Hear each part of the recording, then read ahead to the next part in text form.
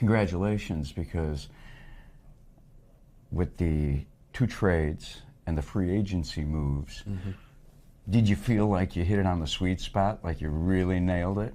I did, and we did.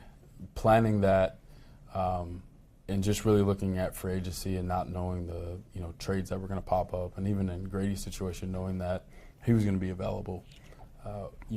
We knew that we can make some improvements. We didn't know how many we would hit on, just for how unpredictable free agency is.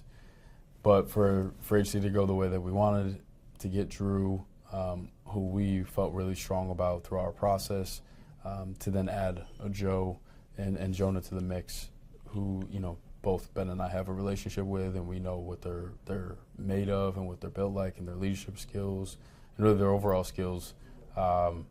That made us feel even better, when we're trying to solidify this line. So we feel good about it. I had a chance to talk with Ben yesterday, and he really wears his emotions on his sleeve. Yeah. Okay, he doesn't hide anything. So right. When he was talking about you and Ian and Trey and Jeff, man, this guy was just beaming. Yep. What have you learned about him the last 2 months, 2.5 months? I would say how competitive he is. He is highly competitive, and I love that. And he brings just a lot of energy to the building.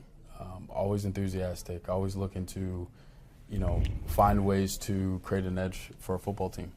And that excitement, really gets into our draft room, which is where we do free agency too. And we are actively searching to give, this staff everything that they need to be successful. So that energy and that competitive attitude that he brings has been really, really nice for the entire building. He's really involved on player acquisitions for both sides of the football, right? Not just offense. Yeah, no, and that's the beautiful thing about our group. Ben sees the game really well on both sides of the ball, and then even having DA, we had a kind of a session going through some draft picks and some draft prospects. DA just having been a head coach, being able to work both sides as well, along with special teams and understand the value there. That makes our job so much easier, because I'm always looking for alignment with our coaching staff to make sure that they feel as convicted as we do, because I know that when we acquire the player, they're going to be developed, and that same energy is going to be poured into them to help them be successful, but also help our football team be successful. Does your draft philosophy change at all? Because Ben's an offensive guy and you just had a defensive head coach? No, I wouldn't say so. We're looking, you take into consideration the scheme. Maybe there's challenges of the scheme. Is it, a little bit more complex? So, guys that learn well, learn fast. Is that, football intelligence, is that going to be more of a premium for us? So we'll kind of prioritize based on what we're running, how we're running it, and that part's important. And just like, for DA's defensive scheme, if it's more man, we're going to need more speed, more length, more rush. So, we always factor those things into the process. I love you because, you care about people. Yep. It's not just a business. We all go through tough times in life. Yep. And we're defined by the way we pull ourselves back. Yep. And you went through a tough time last year, 5-12. What did you learn about yourself, and how are you a better person, not general manager, better person today than you were when I talked to you last year at this time? Yeah, I think there's so many learning lessons when you go through adversity. But I think the key part, and it's a place where I feel like I've really grown and do a pretty good job of, is just self-evaluate. Be able to say, things didn't work out the way that we wanted to. Why? Because I don't want to ever repeat mistakes. I want to learn from them. And sometimes the intentions of what you did was right. The results just didn't play the way they were supposed to play out. So I think just looking in the mirror, having open discussions with my staff in terms of where we can improve. In terms of the kind of the human side of things, that's always just been a part of me and how I was raised. I think it's a little bit of the old line mentality too. It's about the group. It's not about one individual. So those are kind of the key things I've always leaned into. But after this year, really had a good opportunity to kind of get away, kind of quiet the noise, and really kind of journal out the things that had happened, the good things, because there are a lot of good things, and then also look at the places where we struggled and learn from those to make sure that, you know, mistakes aren't repeated and that we're grown as a football team and really as an entire organization.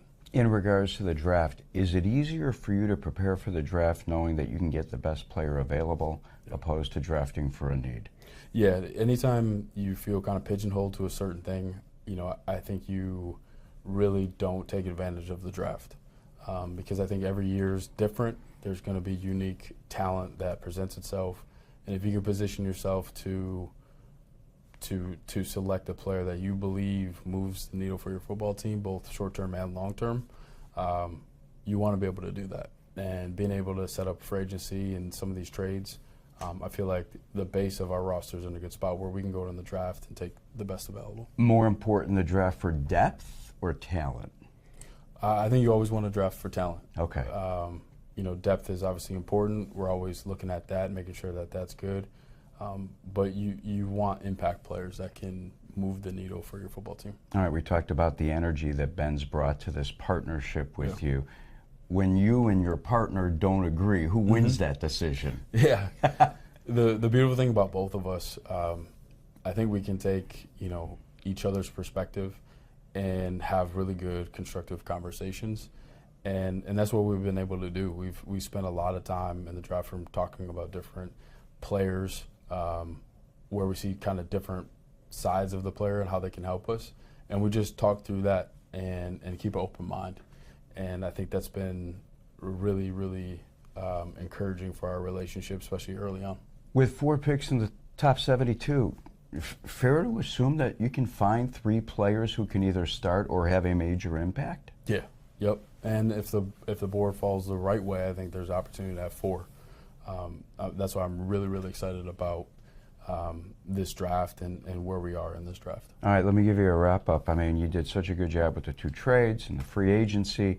We got the draft coming, 4 picks amongst the top 72 selections. We went through a 5-12 season. Mm-hmm. Where do you want to see this team next year? What kind of finish? I know it's tough to put a number on wins, but what are your expectations? Yeah, it really is. It stays the same. For me, it's to win the division. And I know our division has gotten better and better and more competitive over the last few years, but that's always going to be the goal for us, and then to win championships after that. So to be in that position, I think this team is capable of doing that. They're hungry for that.